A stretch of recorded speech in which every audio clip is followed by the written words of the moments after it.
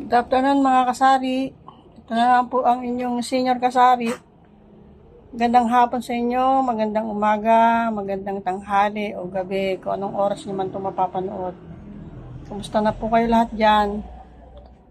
Nandito na naman po ako para mag-share ng aking experience sa tindahan. Katatapos ko lang po mag-ayos ng mga delivery. Ngayon, ang topic po natin ngayon, yung mga kulang.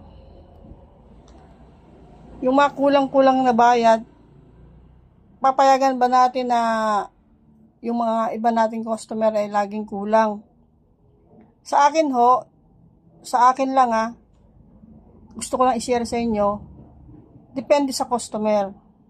May mga customer kasi na makukunat, na mga barat, na hindi na ibinabalik. Ang dami ko ng experience na ganyan na sabi, ibabalik na lang mamaya, bukas, pero umabot na ng ilang araw, hindi pa rin na ibabalik.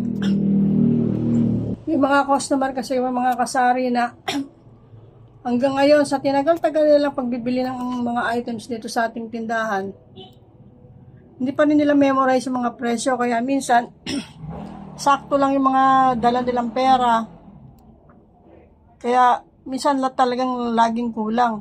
Hindi ko alam kung bakit hindi pa rin nila matandaan ang presyo. Lagi pa rin nagtatanong magkano, kulang ako. Depende naman kasi sa customer, kasi may customer ako na barat talaga makunat. Hindi na nagbabalik, kaya pag ganon, hindi ko na sila pinagbibigyan. Ang pinagbibigyan ko lang yung mga marunong magbayad, yung hindi nakakalimot. Pinapaano ko yan, o kaya nililista ko. Meron akong listahan dito na blackboard eh. Dali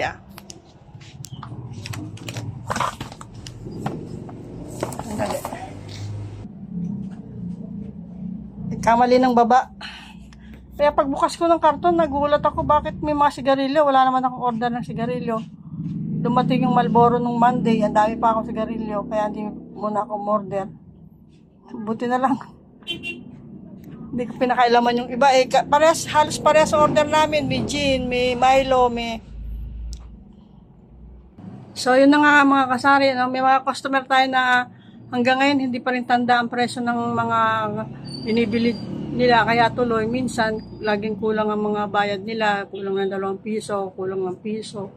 Pero kahit piso yun, mahalaga yun. Kasi, konti lang naman po ang tubo natin, di ba mga kasari? Kaya kailangan ipabalik talaga. Ako pinababalik ko talaga, o kaya meron akong blackboard. Ayan o. Yan. Sinusulat ko dyan.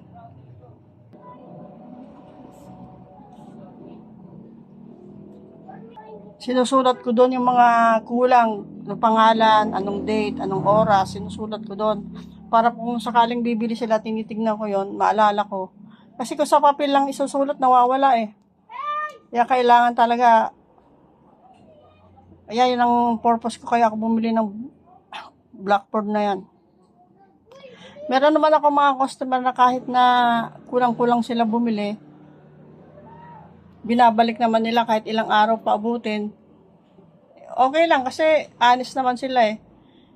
Yun ang importante sa ating mga customer, kung honest, kung talagang magbabalik, pagbigyan natin. Pero yung mga taong na parang masama yung loob nila sa pagbabalik ng pera natin, hindi ko na pinapaulit. Minsan kasi maraming kalokohan tong mga customer natin eh. Katulad na lang ng, alam naman lang ang bibili nila Red Horse, Coke kasalo, Sprite kasalo, o kaya yung maliliit na bote ng Coke. Wala silang dalang bote. Tatanungin mo, nasa ng bote, nakalimutan daw. Sabi ko, hindi mo naman, pwede mo ba namang makalimutan yung bote? Yun ang bibilin mo, kaya ka nga pumunta ng tindahan, di ba? Lalo na sa mga Red Horse. Kaya ka nga pumunta ng tindahan dahil bibili ka ng Red Horse, tapos sasabihin mo, nakalimutan mo yung bote. Sabi ko, hindi, paano yun? Naman nun, imposible naman. Kaya ang ginagawa ko, nagpapadeposit na lang ako para wala nang marami pang usapan. Pagka mga gano'n, pumapayag naman sila. Pero minsan, pag yung kulang talaga, pag nakikiusap naman, sasabihin siya, tinatanong ko kung saan nakatira, dyan lang daw. ibabalik naman daw. Lalo na pag mga bata, pinagbibigyan ko na lang. Pero binabalik naman nila.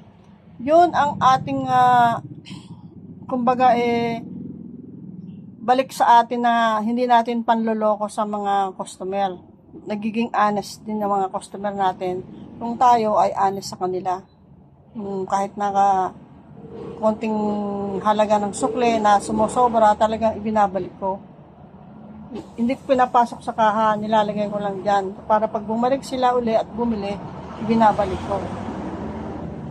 Yun ang ano ko dito sa tindahan huwag man loko para huwag tayong lokohin. Kaya nagpapasalamat ako sa Diyos. Yung mga kulang-kulang minsan na mga piso, 2 piso, talagang binabalik na mga customer ko. Maliban na lang dun talaga sa makakapalang muka, mga balasubas talaga ugali, wala na talagang pag-asa yun.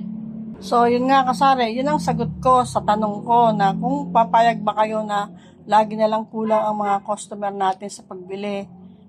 Piso, 2 piso, 3 piso. Sa akin, sa sitwasyon ko, sa sa tindahan ko, depende sa customer. Depende ho yan sa customer natin. Pag alam ko ang customer na balasubas, makunat pa, hindi ko ho talaga pinapayagan na magkulang siya. Sasabihin ko sa kanya, bumalik ka na lang.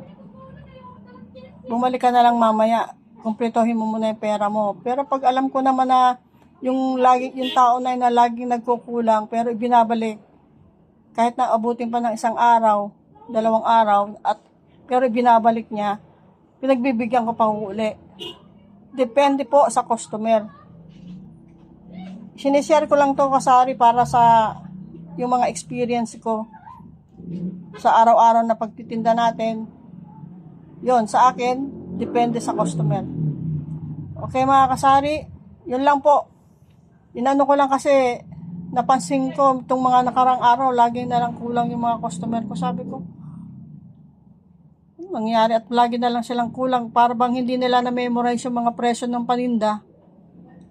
Siguro dahil na lang sa kamahalan ng bilihin ngayon, ano? O sige, yun lang po kasari. Ipapaalam na po ang inyong senior kasari. Sana ay nasa mabuti kayong kalagayan lahat. Sana ay laging maganda ang benta natin. Pare-parehas tayo. Kahit minsan matumal. Okay lang yan. Ang importante, meron tayong kita. Meron tayong pinagkukuhanan ng ating pangangailangan sa araw-araw. Pasalamat tayo sa Diyos. At meron tayong tindahan na nakakatulong sa atin, kabuhayan. Okay mga kasari, ingat po kayo dyan sa susunod ulit. Kung ano man yung mga experience ko dito sa tindahan ko, isi-share ko sa inyo ulit. Sige po mga kasari, mag-ingat po kayo. Bye-bye po.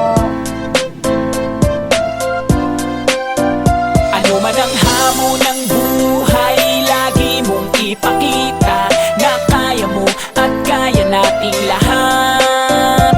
Mga kasari-sari store, siya ang laging kasama